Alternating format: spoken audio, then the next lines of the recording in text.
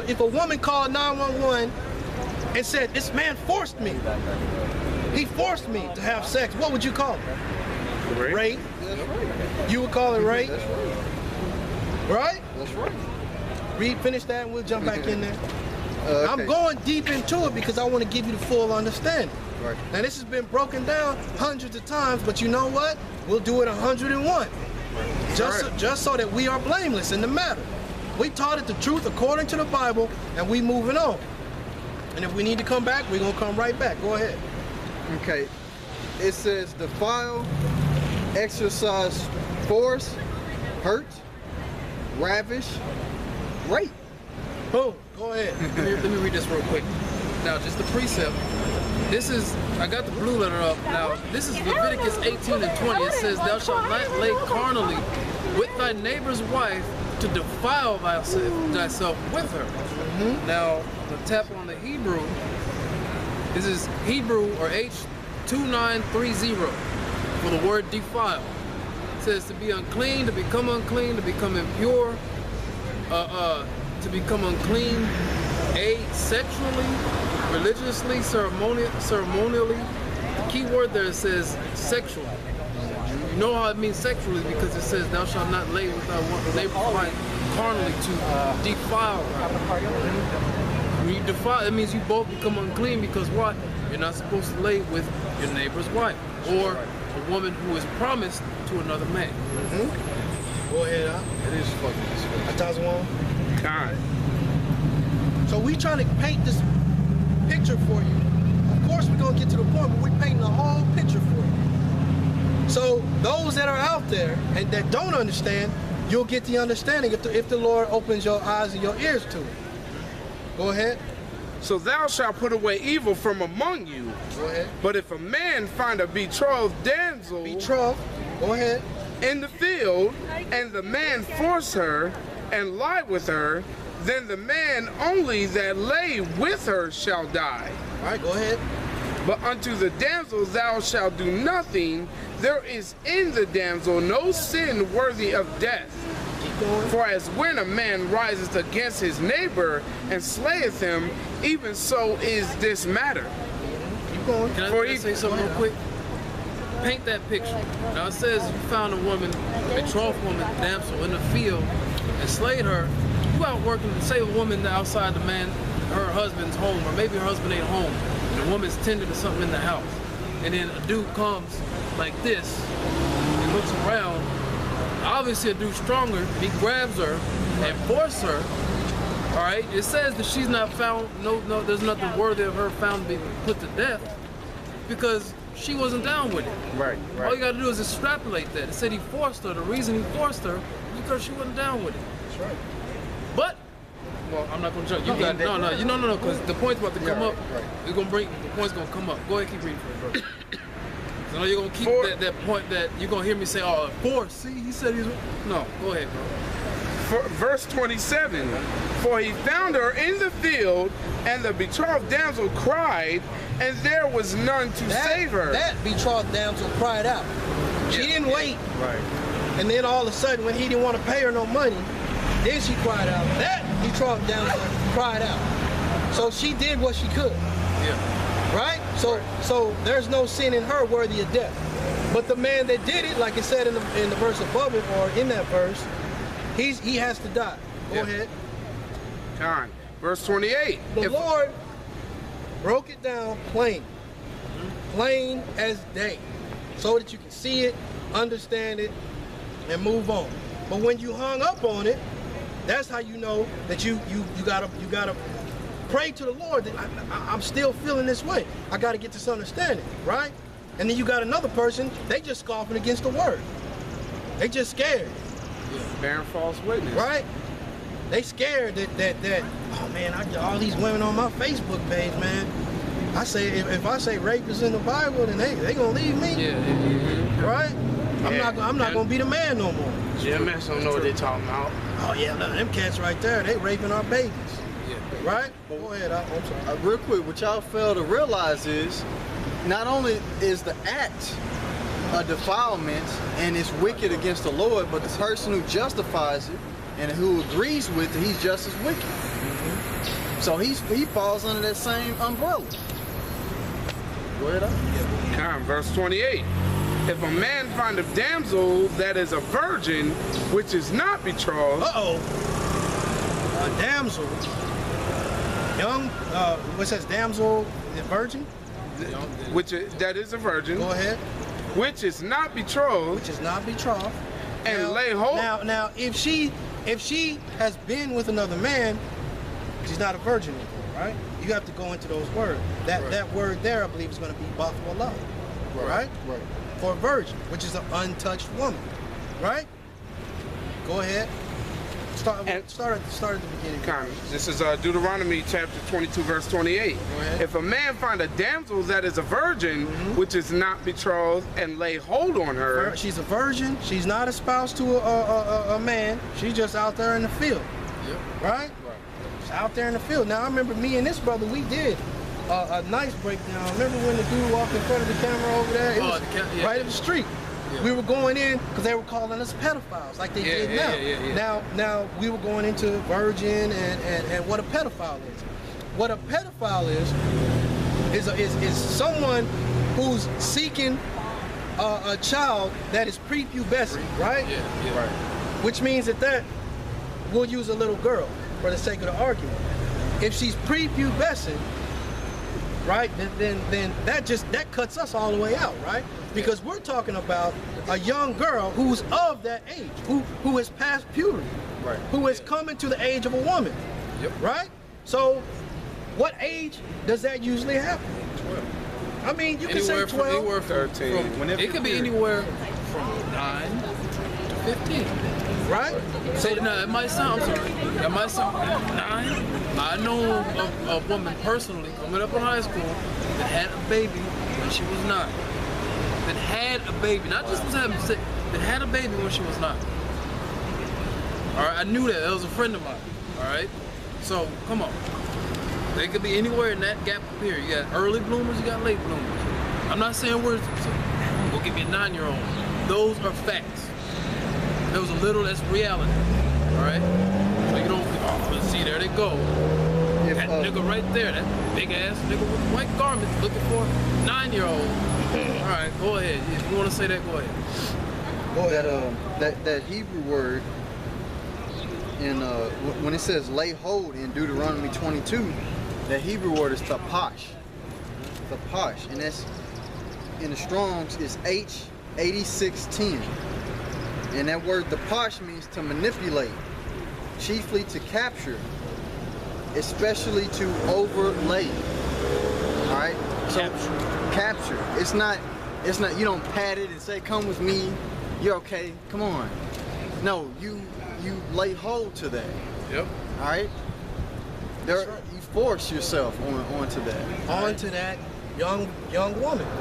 Onto that young virgin. Tender woman. Right? Hey, can I mention a movie? I always like to go into movies. The movie Troy with Brad Pitt. Now you had this one chick that was amongst the Trojans, and she was some kind of priestess that dedicated her life to the gods, and she was a virgin. Guess what? Achilles ended up getting that. And what he took, his men actually, when they came to attack the beach and take the shores of Troy, they found that temple, and then his men grabbed her up and took her to him. And then he went through the whole process, blah, blah, blah, the movie goes, and he finally ended up getting it. That's an example that took it by force. She was in love with his ass. Yeah, and she wasn't hating. After he put it on her, she was in love. He put that spirit on her. He put that spirit on her, man. She was feeling him after that. She just didn't want to. Don't kill my cousin, please. Yeah. Right? In the movie, she didn't want him. She wanted to. He was like, "Go, you gotta go." She was like, "No." Yeah, I'm seeing he want to leave. Beautiful point, but that wasn't something abnormal. That wasn't something that was just crazy. You know. And then another good example of Jake getting vengeance on somebody killing someone, man, was that movie that just came out called No Good Deed. Nice. Oh man, hey man, it wasn't about no crazy ass. It wasn't about just no Jake being crazy. This whole point of this man in this movie, he was gonna he killed his woman for sleeping with a man that was married, and he was trying to hunt him down through the whole movie. And made it seem like this is about some crazy ass Jake that just invaded some woman's house. That's how they make it seem in the preview. Oh, that movie with Idris Elba. Yeah. Elba. Okay. Yeah, that motherfucker was trying to hunt. He trying to hunt it. He went and hunted his girlfriend down, or should I say his wife? And he went to go hunt down the motherfucker she was sleeping with. So what is the Lord saying that's so crazy? What is the Lord? I don't understand. What is the Lord saying that's got you in such an uproar that this is all y'all talk about? They're pedophiles. They're rapists. This is the Lord's words. This isn't ours. The spirit of the Yahweh Bashem Yahushua, they was put on the I keep wanting to say the elders, the apostles of GMS, to break this down the right way. That's right. They didn't sneak and add it in everybody's Bible. It was always in there. You talk about the law. You talk about this and that, right? The elders just broke it down the way it needs to be broke down. Now, if you sit up here thinking that they're going around raping little girls, well, you're just a damn fool and a liar. Yeah, that's right. You done with that? I have it. Go ahead. All right, this is Stay where you are. This is Sirach 36 and 24. He that getteth the wife beginneth the possession. Possession, right? Now, what is a possession? That's just something that you have. It's yours. If you have a possession, you own it. It doesn't walk around free talking about, I want to have a ladies' night out. It's your possession. You tell it to sit your ass down. And you tell it that for its own good. Right. It's your possession. So if somebody was to take a possession from you, you would be upset. Yeah. Right? And I'm glad that you brought that out. If somebody could hold Exodus 22 and start at verse 7, just hold that for me. And it proves to you, it talks about the law of possessions, a man's possession. It goes into that. And like this scripture said, a woman is a possession. Right? So a man, a father should be upset that his young daughter was out there and some man just took her. He could be upset. But guess what? If she is unmarried, not betrothed, what can you do? That goes for me, him, anybody that's in the truth. So be it. And that's what the scriptures say. He has to pay a certain amount of money, and that's that. And he can't leave her. And the scriptures are going to break that down. Yeah. A woman is a possession. If you get your mind out of this Western world, you'll understand that. Yeah, you niggas have been all that shit. Hellenized. Y'all been Hellenized too damn hard. You ain't been reborn. That's right. So stuff like this comes out. It's just it's like your mind's been blown. When you've been reborn fully, it's no big deal. Even if it's kind of like, oh, what the hell? You settle yourself down and analyze what we have talked about. Well, that's the truth. That's the truth. And I don't care what people think. Yep. I don't give a damn what people think. So all this bullshit that's going on in this world, and this is the big uproar. Yeah. Get out of here, man. Get out of here. Fool somebody else, because you're not fooling GMS. Right. The Lord put the correct spirit for those things to be broken down the right way. That's right. So finish up on that. Somebody got, right where you at, and then we're gonna jump over here. You got Exodus for me? Yeah. Cool. Okay, this is Right here, verse. let him get it. Oh, Salah. It says, he that getteth the wife beginneth the possession, a help like unto himself. That's what she is. She's a help unto a man. She's supposed to be at home taking care of the house. She's supposed to take pride in that. You come over, if somebody was to come over to my house and they say, man, this is beautiful. She's supposed to feel enlightened by that. She ain't supposed to be walking around with short shorts on at work. She ain't supposed to be wandering up and down these office buildings, getting smashed in the bathroom, trying to move up the corporate ladder, as they say. Right. She's supposed to be taking pride in that, taking pride in taking care of the kids. And if they were doing that, you would see a lot less of these kidnaps and all that kind of shit going on, because you would be right there with the kids. That's right. Your kids wouldn't be getting raped in daycare, because they would be at home and you would be teaching. They would be getting smacked and drop kicked by other kids and all kinds of crazy shit.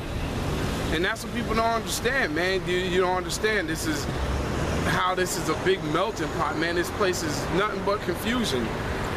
This is why these kids are getting jacked up all the damn time. That's right, and that's just why it is called Babel. This is called Babylon. Go ahead. And a pillar of rest, where no hedges. She should be, when you come home, she should be more than willing to take all that stress that you had on you all day, to take that off of you. That's right. Right? She should be more than willing to do that. Not nagging you about doing this, doing that. That's She's right. supposed to be taking care of that house and taking care of you, so that you don't have to worry about that when you come home. But in this society, it's the exact opposite. You gotta cater to her. From the start to the end, you gotta take care of her. Her feelings are in the foremost. Above the kids, above you, it's her feelings. If the mother is upset, then the whole household has to be just in disarray. Oh, can I mention? I know somebody personally like that. I be talking to him during the week, and he tells me the exact. We'll be talking, and he'll just say, going through his day or whatever. Now this dude, he's in the world, right? You know, and I don't condone this, but he smokes weed, all right? And when he told me why, I was like, all right, well, I can see why he do that, because he'll be in his own zone in his house, be to clean the house, whatever, chilling, minding his own business, and then this woman comes, and I can hear him just asking questions a million miles an hour, and he's just getting, I gotta go. He's just mad as hell. But leave the man alone. He ain't doing shit wrong. How you gonna be a pillar of rest constantly in the man's ear? Just constant. Go ahead, I'm sorry. No, that's it. That's all I have. But, Zach, go ahead. It says, where no hedges, there the possession is spoiled. And that hedge is the man. The hedge of the household is the man. What is a hedge? Just like you look behind you, you see this gate. This gate is a hedge for this little parking lot. A man is supposed to be the hedge in that situation with his woman and his kids. He is the one that sets the boundaries. That's right. Without him there, it's just gonna go awry. Yep, that's right. You know? But to prove that a woman is a possession, keep holding where you at in Deuteronomy. Now, we're going to go to Exodus 7, start at verse 7, and we're going to read through 17. Now, it's a lot of reading, but it's going to prove to you that a woman is a possession. To be bought, sold, that's how it was. That's how it was. How you going to get mad at the scriptures?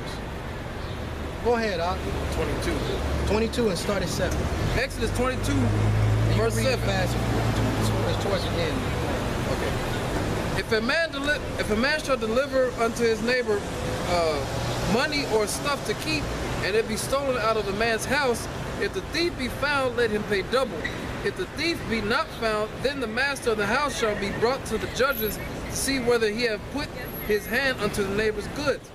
For all the manner of trespass, whether it be for an ox or an ass or sheep or raiment or any manner of lost thing, which another challenges to be his. That's what this is dealing with. Lost things, your possessions. It's going to break down clearly what to do in situations where something happens to your possession. When something happens to your ox, it's going to break it down what needs to be done. It's clearly. So there's no, okay, well, no, you had my ox, I let you borrow it, and it got damaged when you had it. You know what I mean? Right. It's going to break down exactly what you need to do. Go ahead, Al.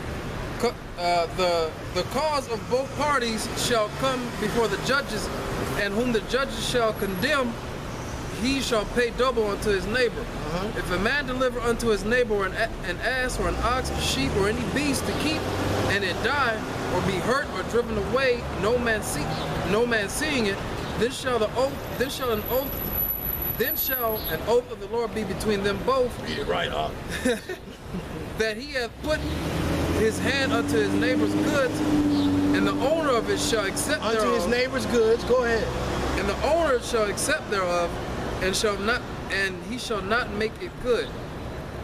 If it be stolen from him, he shall make restitution unto the owner thereof. Like I said, this is breaking down what to do in the case of lost possessions. In the case of situations where you let somebody borrow something, what has to happen to rectify the situation? Go ahead. If it be torn in pieces, then let him bring it for a witness, and he shall not make good that which was torn. Mm-hmm. And if a man borrow aught of his neighbor